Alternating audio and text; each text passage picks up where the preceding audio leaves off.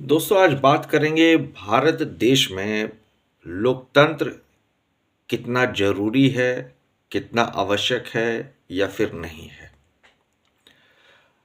तो पहले हम लोग को लोकतंत्र समझना पड़ेगा ये लोकतंत्र क्या है।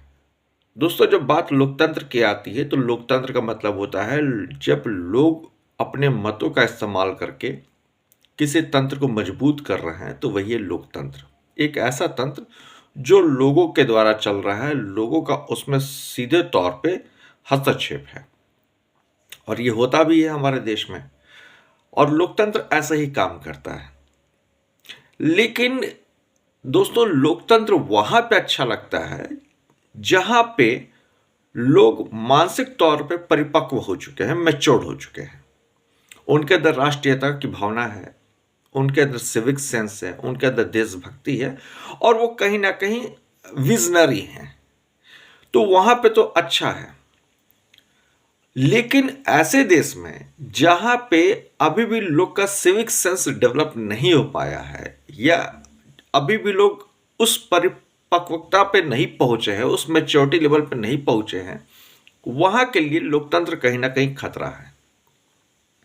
और शायद यही कारण है कि कुछ पार्टियां ऐसी हैं जो इसका फायदा उठा ले जाती हैं। देखा जाए तो कुछ पार्टियां हैं जो इसका फायदा उठा ले जाती हैं। सुकरात ने भी एक बार कहा था कि लोकतंत्र जो है वो मूर्खों का शासन है।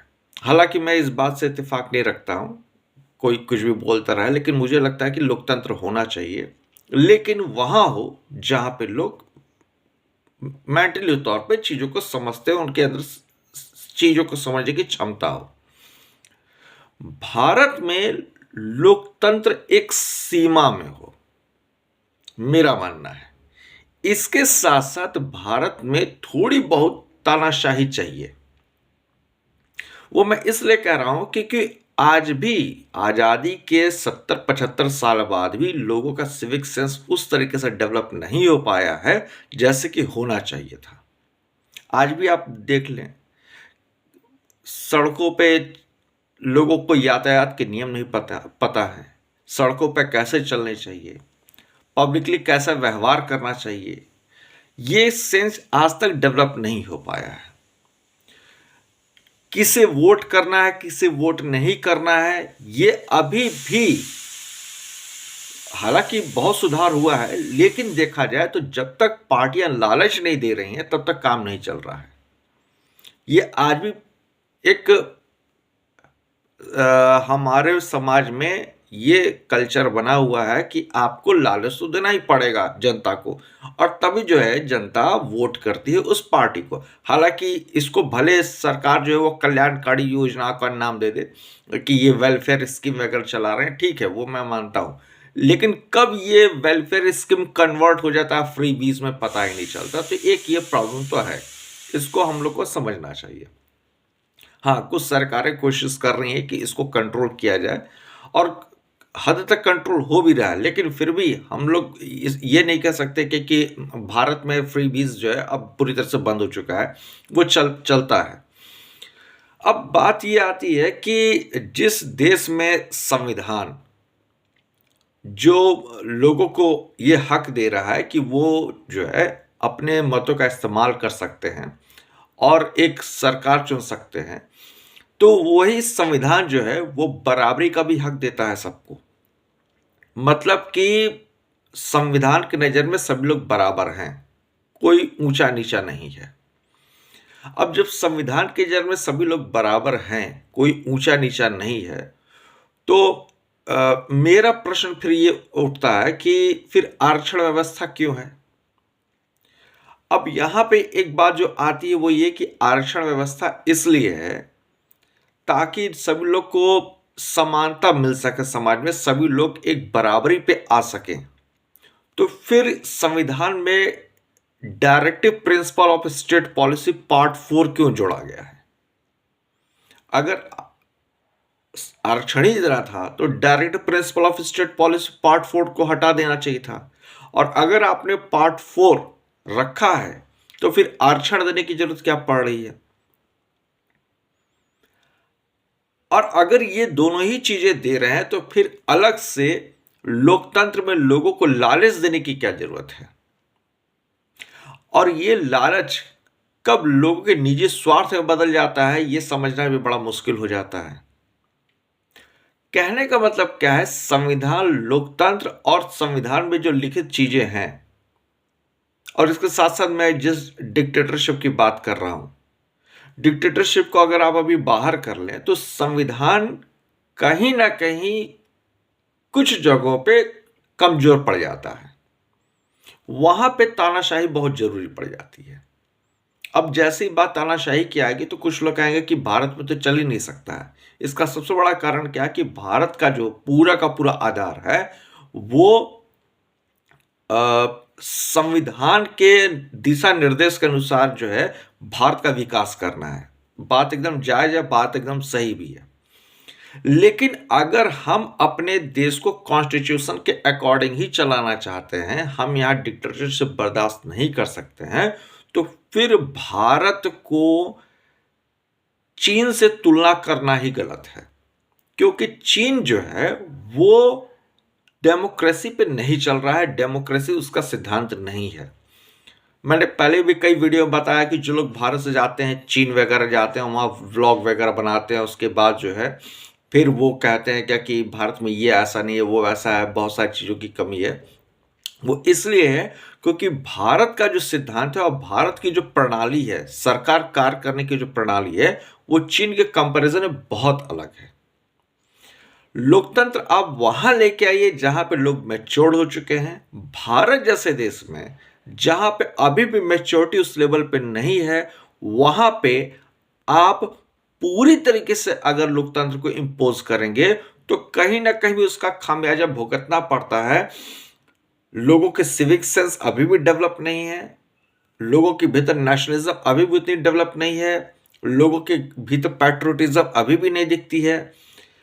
मैं नहीं कहता कि सबके साथ ये है, लेकिन हाँ, बहुत हद तक ये चीजें अभी भी मिसिंग हैं लोगों के भीतर। तो अगर हम इसे मजबूत नहीं करेंगे तो एक अच्छी सरकार जिसे हम देखना चाहते हैं उसकी भी कल्पना करना बेकार की बात है, या वो कह लीजिए कि फिर वो सपना ही है। अमेरिका जैसे देश में, यूरोपियन कंट्रीज जैसे देश में डेमोक्रेसी है, ये बात मुझे समझ में आती है और होनी भी चाहिए।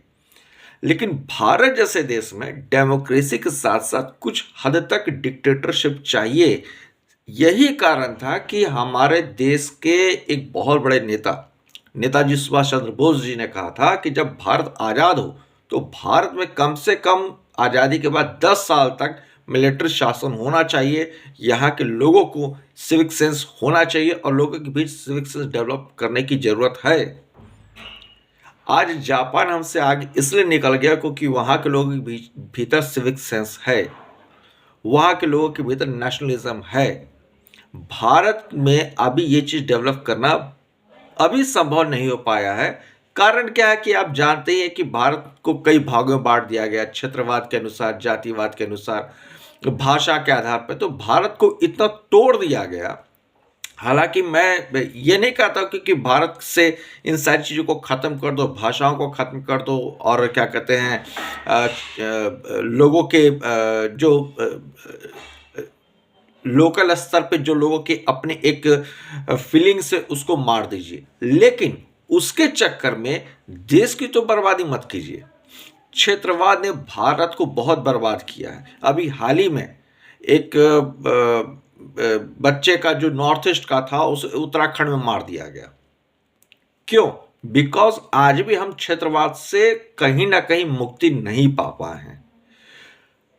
नॉर्थ के लोगों को साउथ में गलत दृष्टि से देखा जाता है। क्षेत्रवाद, अगर आप महाराष्ट्र वगैरह में जाते हैं तो वहाँ पे जो है मराठी भाषा आपको आनी चाहिए, वो थोपी जाती है हिंदी बेल्ट के ऊपर। तो कहने का मतलब ये है कि भारत आज भी उतना सुसंगठित नहीं हो पाया है जितना होना चाहिए था। इसका कारण सरकार नहीं है। सरकार को मैं इसमें कहीं भी वो दोष नहीं देता हूं।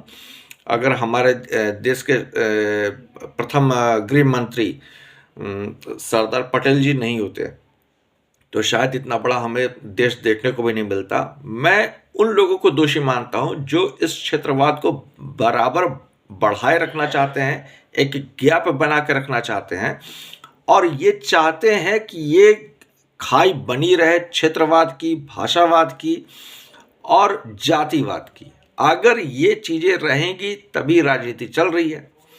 तो वो जो भी है, जैसा भी है, ये हम लोग को तय करना है कि हम लोग क्या चाहते हैं। और जहां तक मेरा मानना है कि आपके इस देश में लोकतंत्र के साथ कुछ न कुछ डिक्टेटरशिप वाली चीजें होनी जरूरी हैं, डिक्टेटरशिप होनी चाहिए। अदरवाइज अगर हम सिर्फ ये सोचते रहेंगे कि लोकतंत्र के आधार पे इस देश को हम बहुत ऊंचाई तक लेके जा सकते हैं, तो जाएगा, लेकिन फिर वही बात है, हम जिस समृद्धि की बात कर रहे हैं उस समृद्धि को हम नहीं पकड़ पाएंगे। खैर, बहुत सारी बातें होगी इस वीडियो में। फिर कभी मौका मिलेगा तो मैं आगे भी इस तरह के मुद्दों को आपके सामने लेके आऊँगा। आपकी क्या राय है ज़रूर बताइए और फिर मिलते हैं अगली वीडियो में। तब तक के लिए आप सभी को बहुत बहुत धन्यवाद।